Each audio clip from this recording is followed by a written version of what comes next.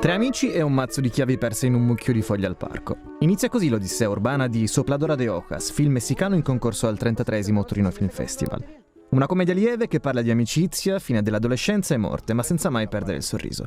Un film a basso budget, girato dal regista Alejandro Iglesias Mendizabal in sole 6 settimane a Città del Messico.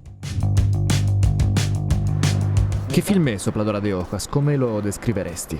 Bueno, normalmente la describimos como una comedia, pero yo siempre he visto más esta película como una tragicomedia. De alguna forma tiene una estructura episódica y también va alternando estos pasajes, estos episodios, los va alternando entre situaciones un poco más, digamos, solemnes o trágicas con situaciones cómicas.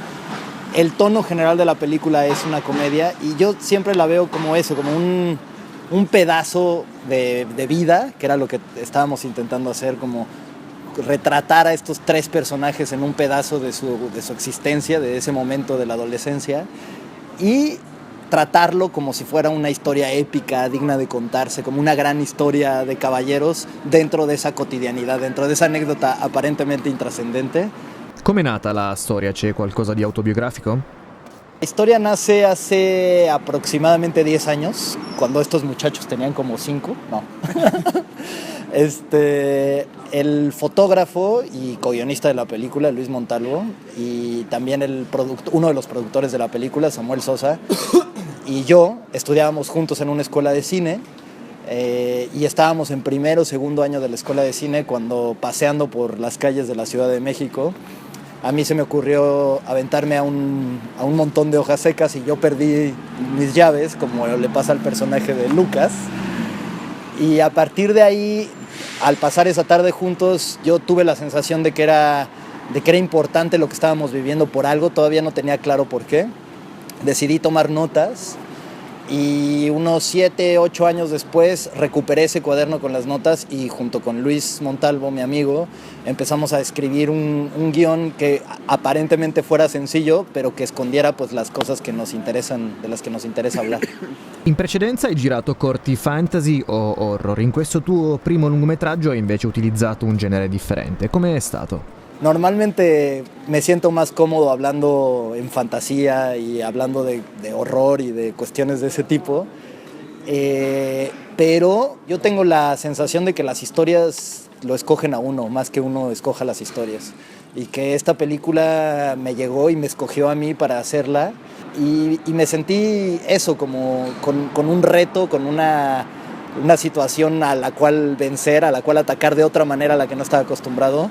Y bueno, y cada vez que podía metía algún tipo de elemento de horror o de fantasía, desde las visiones que tienen ellos de lo que podría pasar si tomaran una decisión o si cambiaran el rumbo de sus vidas, hasta momentos donde, los pocos momentos de la película donde había sangre, yo me volvía loco y pedía que hubiera más sangre.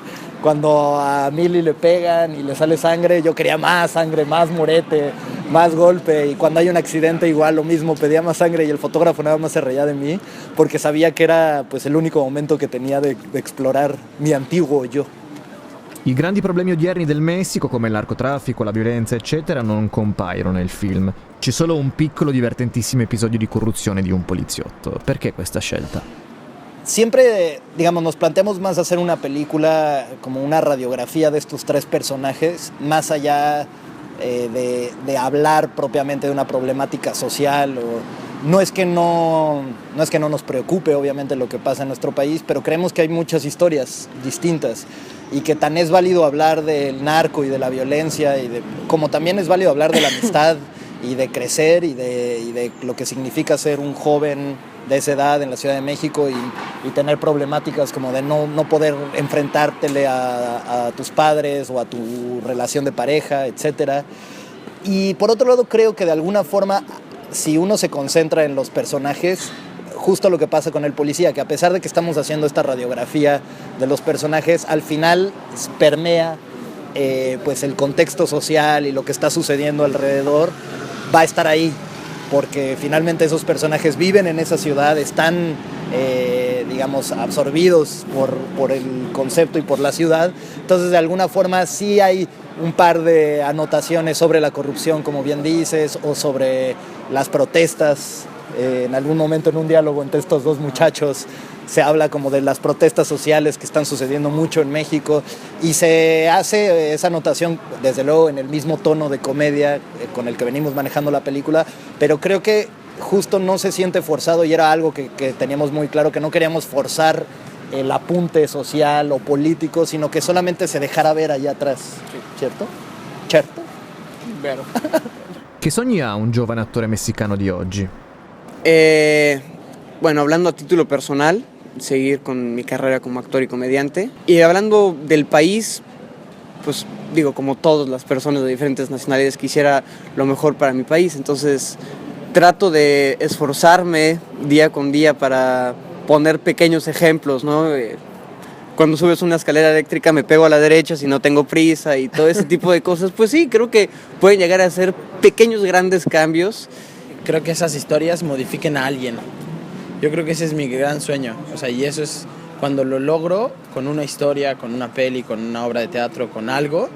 Eso me parece que es como mi punto máximo en la vida. Que alguien vea las cosas y diga, wow, se modificó mi vida por 1 hora y media. Y eso está súper padre.